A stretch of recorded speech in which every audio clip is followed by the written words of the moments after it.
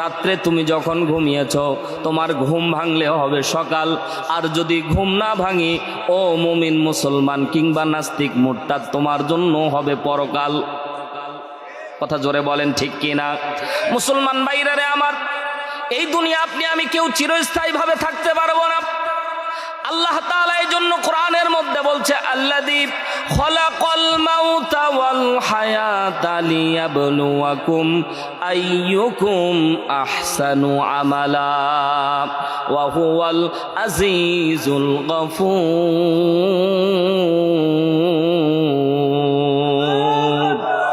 আওয়াজ তুলে জোরে বলেন না আল্লাহু আকবার। ঈমান বেড়ে যাবে, জোরে আওয়াজ তুলে বলেন না আল্লাহু আকবার। আমার আল্লাহ জানায়া দেয় নবী গো, দুনিয়ার মানুষদেরকে আপনি জানায়া দেন আল্লাযী খলাকাল মাউতা ওয়াল হায়াতা, আল্লাহ তাআলা আগে মৃত্যু সৃষ্টি করেছে, তারপর হায়াত দিয়ে দুনিয়ার মধ্যে আপনাকে আমাকে পাঠিয়েছে। কেন? লিয়াবলুয়াকুম, আল্লাহ তাআলা দেখতে চাই কারা ভালো আমল করে, আহসানু আমালা, কারা ভালো আমল করে কারা খারাপ আমল করে, এটাই পরীক্ষা করার জন্য যিনি পাঠিয়েছেন। জোরে বলেন তিনি কে? আওয়াজ তুলে জোরে বলেন তিনি কে? আল্লাহ তাআলা নবীকে ডাক দিয়ে বললেন সূরা জুমার 17 নম্বর আয়াতে, ও নবী আমি তো আপনাকে এই দুনিয়ার মধ্যে রাখি নাই, মানুষ কেমনে চিন্তা করলো দুনিয়ার মধ্যে থাকবে। ও নবী আপনি মানুষদেরকে বলে দেন আমি আল্লাহ তাআলা কাউকে স্থায়ীভাবে দুনিয়ার মধ্যে রাখবো না।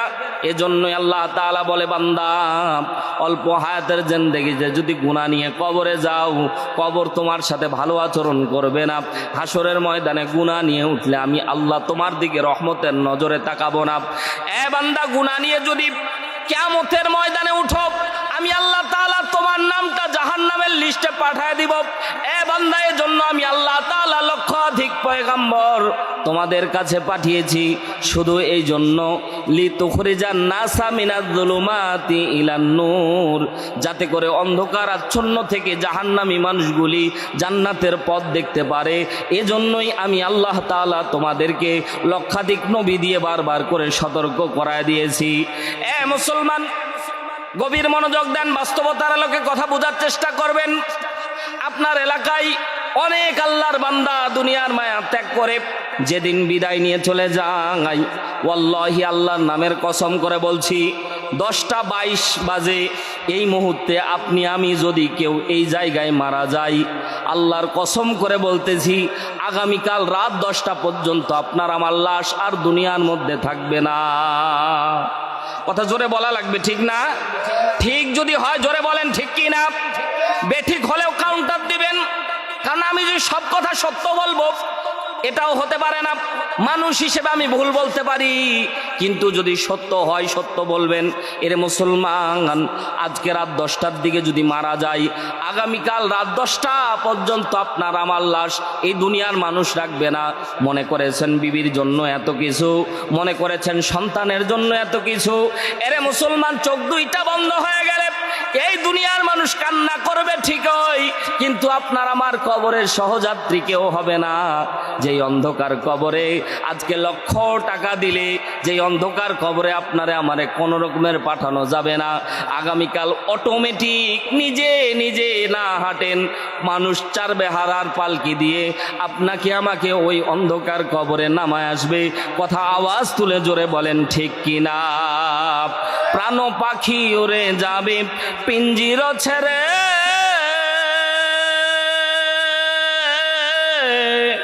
ধরা ধামে সবই রবে তুমি যাবে চলে।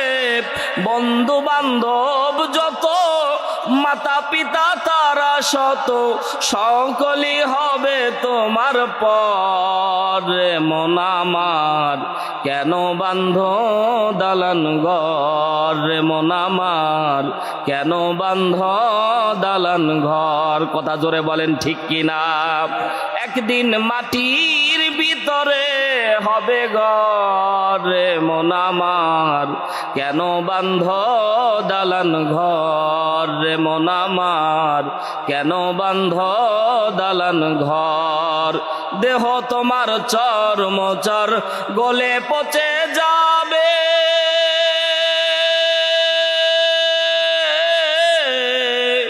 শিরার উপর শিরা ছিন্ন ভিন্ন হবে, মন্ডু মেরু দ্বন্দ্ব সবই হবে খণ্ড খণ্ড, পরে রবে মাটির উপর।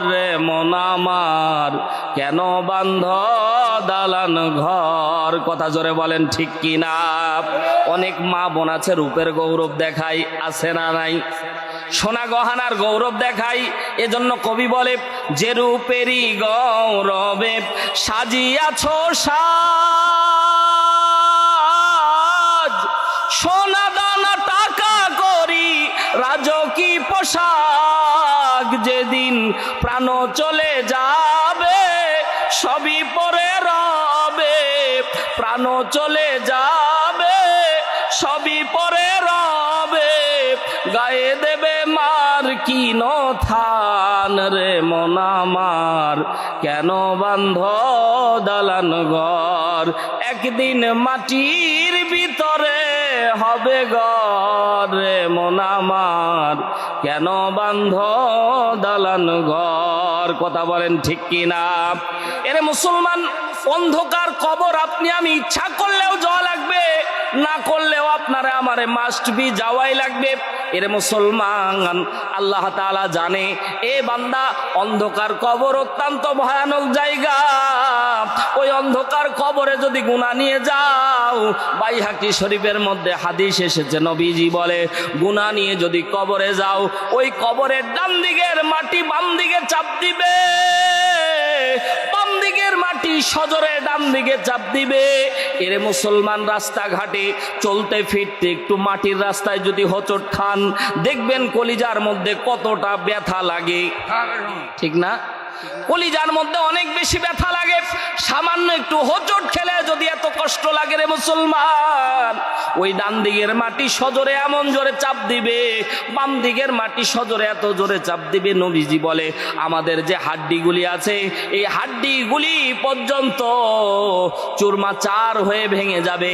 কিন্তু আল্লাহি, নবীজি বলেন আল্লাহর নামের কসম করে বলছি, আল্লাহর জাতের কসম, আল্লাহর ইজ্জতের কসম, আল্লাহর সম্মানের কসম, ওই হাড্ডিগুলি আবার সাথে সাথে ব্যাক করবে, আবার ওই হাড্ডিগুলি জোড়া লেগে যাবে, আবার চাপ দিবে।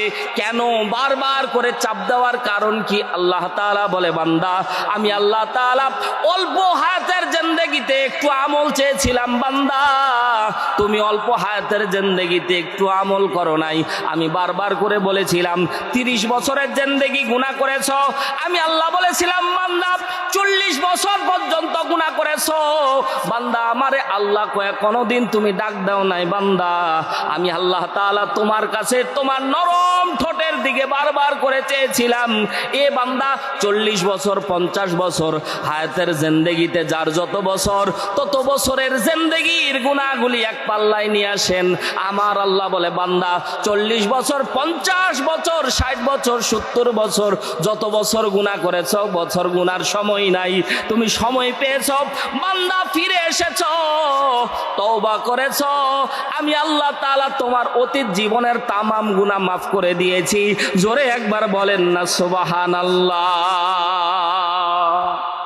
আল্লাহ তাআলা আপনাকে আমাকে আদর করে আপনায় আপনায় ডাক দিয়ে বলেছে, বান্দা লম্বা সময় ভুলে রয়েছো, রব রে আসো, ফিরে আসো আমার আল্লাহর দিকে, আমি আল্লাহর কাছে শুধু মাফ চাও, আমি আল্লাহ তাআলা তোমাকে মাফ করে দিব।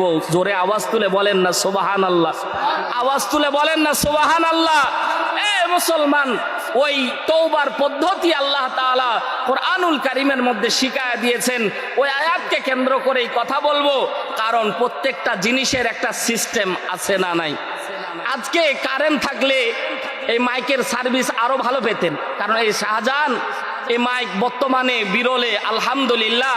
আমরা তো ইতিপূর্বে অনেক মাহফিল করেছি ভাইয়ের, তো মাইকের সার্ভিস অনেক বেশি, কিন্তু আজকে এই যে ভোল্ট নাই, কারেন্ট নাই, জেনারেটর চলতেছে, জেনারেটরে যে ভোল্ট ওটা নাই, আমি সুর দিচ্ছি এক, যাচ্ছে আরেক, কথা কিন্তু বুঝিয়েন ভাই। আমার কণ্ঠ যেটা, এটা সাপ্লাই ঠিকভাবে দিতে পারতেছে না, তো বুঝাইতে চাচ্ছি প্রত্যেকটা জিনিসের রুলস রেগুলেশন আছে। যদি আপনি এই রুলস রেগুলেশন ফলো না করেন, তাহলে সেটা সঠিকভাবে চলবে না। আমি গত 1 মাস আগে ঢাকা মাহফিল করে আমি ঝিনাইদহ মাহফিল করতে যাব। ঝিনাইদহ মাহফিল করতে গেলে সোজা পথ গোয়ালন্দ ঘাট দিয়ে পার হইলে খুব তাড়াতাড়ি যাওয়া যায়। গোয়ালন্দ ঘাটে ফেরি পার হওয়ার সময় বাদ আসর বাজে। তখন কথা আমার বুঝেন, আস্তে আস্তে কথা বলার চেষ্টা করি। আসরের নামাজে রক্ত। তো আমি ফেরিতে উঠে, যারা ফেরিতে চলাচল করেছেন আপনারা জানেন, ফেরির ছাদে বা 2 তলায় নামাজের একটা ঘর থাকে। আলহামদুলিল্লাহ প্রত্যেক ফেরিতে থাকে। তো ওই ফেরিতে আমি খেয়াল করে দেখলাম ছাদে নামাজের ঘর। আমি নামাজ পড়তে গিয়ে ওইখানে দেখলাম এক মুরব্বী নামাজ পড়তেছে।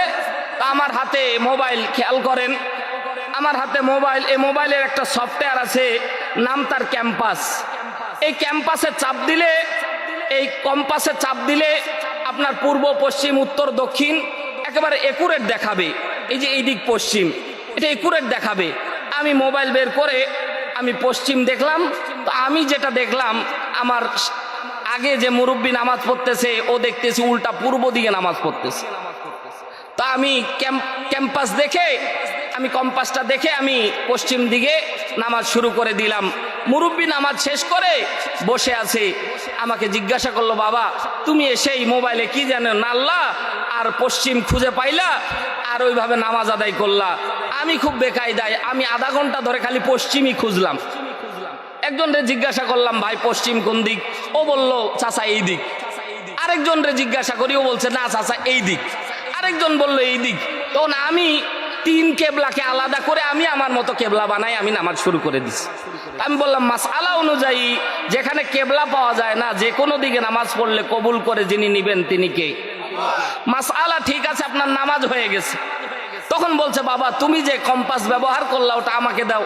তখন আমি মনে মনে খুব খুশি হইলাম, যাক একটা যদি সফটওয়্যার দিতে পারি আর এই মুরব্বী চাচা যদি এই দেখে নামাজ আদায় করে, ভবিষ্যতে কিছু নামাজের সওয়াব আমিও পাবো। আমি বললাম চাচা আপনি মোবাইল ফোনটা দেন। সাথে সাথে চাচা নোকিয়া 1100 মডেলের একটা ছোট বাটন সেট আমার হাতের মধ্যে দিচ্ছে। অনেকে হাসা শুরু করে দিয়েছেন, কারণ আপনারা বুঝে ফেলেছেন যে এই ফোনে যে কম্পাস আছে ওই ফোনে সেটা সাপোর্ট। কথা জোরে বলেন, বুঝছেন আমার কথা? ওই মোবাইলে সাপোর্ট পাবে না, কারণ ওইখানে গুগল নাই, ওইখানে প্লে স্টোর নাই, ওইখানে ইনস্টল করার মতো কোনো অপশন নাই। তখন আমি চাচারে বললাম যে চাচা আশা ছিল অনেক, কিন্তু তোমার ফোন এমন, এই ফোনে এই কম্পাস চলবে না। তো চাচা অনেকক্ষণ পর বলল তাহলে একটা বড় ফোনই কেনার দরকার নামাজের জন্য। তবে এই থেকে আপনাদেরকে বুঝাইতে চাইলাম যে কোনো জিনিসের একটা সিস্টেম আছে।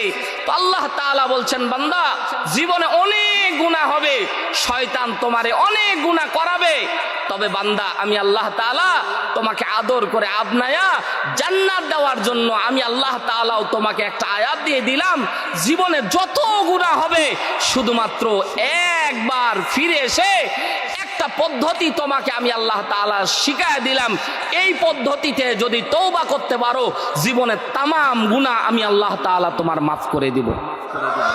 আরো জোরে জবান খুলে বলেন না সুবহানাল্লাহ, আওয়াজ তুলে জোরে বলেন না সুবহানাল্লাহ, নারায়ে তাকবীর। তাহলে শোনার দরকার আছে না নাই? কলিজার টুকরা একান্ত আপনজনেরা, জীবনে অনেক গুনাহ হয়েছে, জীবনে অনেক গুনাহ হয়েছে। আল্লাহ তাআলা বলে বান্দা আমি আল্লাহ তাআলা তোমার হায়াতের জিন্দেগিতে তামাম গুনাহ আমি আল্লাহ মাফ করে দেব। তবে আমি আল্লাহ তাআলা যেই সিস্টেম তোমাকে দান করেছি বান্দা, ওই সিস্টেম যদি ফলো করতে না পারো, আমি আল্লাহ তাআলা তোমারে ওই সিস্টেম ফলো না করলে আমি আল্লাহর কাছে তোমরা আসতে পারবা না।